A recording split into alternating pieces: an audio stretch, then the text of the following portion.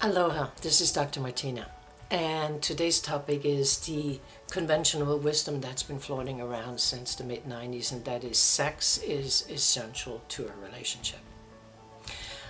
Can a relationship survive, exist, and be harmonious and happy without sex? Absolutely. If both people agree that emotional intimacy and physical intimacy is enough for them, then that is up to them to decide if sex is important or not. If two people come together and they have realized that sex is an experience that is like no other, and they want that being a big part of their relationship, so if they both agree with it, then that's up to them. There's really no such a thing as one shoe fits all when it comes to our beautiful sexuality. It is up to the individual to know and be able to communicate if and how important is sex to them in a relationship, and how do we do that? First, I want to differentiate three different intimacies. Emotional intimacy, which means talking to your partner and becoming vulnerable with them. You can tell them about your fears and your doubts, and you can let them see who you are in the moment. You can share your limitations, your desires, and your strengths with them. Then we have physical intimacy, which means hugging each other, holding hands, kissing each other without tongue, holding each other in each other's arm, having physical closeness without sex. And then the third thing is sexual intimacy. That means tongue kissing, touching each other's genitals, playing with each other's arousal, and responding to your partner's and your own desire to orgasm.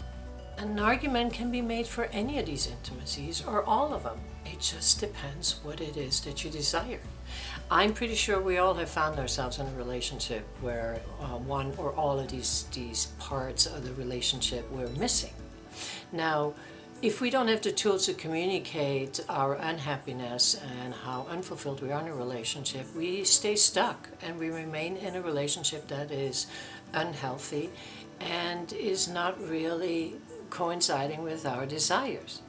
Or we quit and we shake up our lives and break up the relationships and go through some hurt feelings and then hope for the better next time.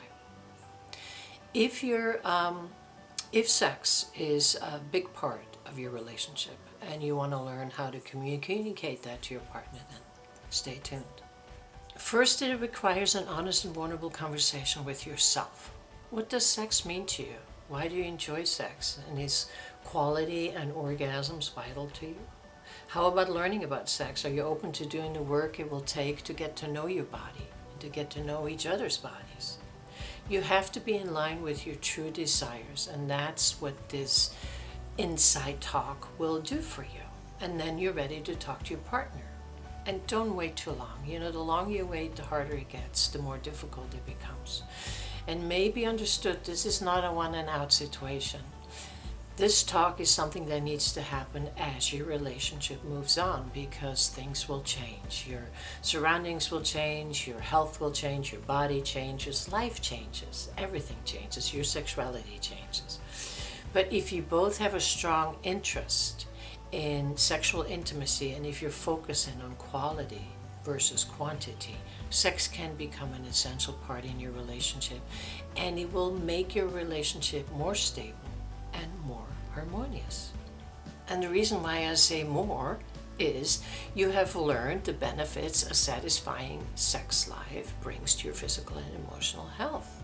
You have learned from either experiences or research desired that having sexual contact with your partner and having a fulfilling sex is fun and feels great. And doing it with somebody that you love and are emotionally vulnerable with is one of the best things humans can experience with this body of ours. So when you choose a mate, you need to present your desires for sexual intimacy with honesty and pride. You may not know everything there is to know, but you can express your intent and your willingness to learn. And think about it, if your partner is willing to do the same thing, then learning together will become fun and very much rewarding, and that will make a relationship more stable. So the conventional wisdom I would like to implement is that sex is a personal choice. It is your choice to decide how important sex is to you and how much you want to learn about it. All I'm asking you is don't just adapt to opinions and perspectives from the caregivers that have been passed on to you or from religious teachings. Create your own opinion about how important sex is to you and how important it is in a relationship that you would like to engage in.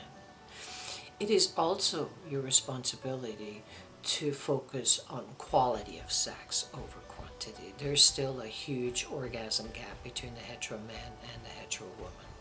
So if you want sex to be part of your relationship, and if it's an important part of your relationship, then learn everything you can about your desires and about your sexual functioning and decide what kind of lover that you want to be. And just one more thing, don't make the mistake of wanting it to happen organically. That is just not realistic, and it's not fair to you or to your partner. Sex is something that needs to be learned because it is a personal choice.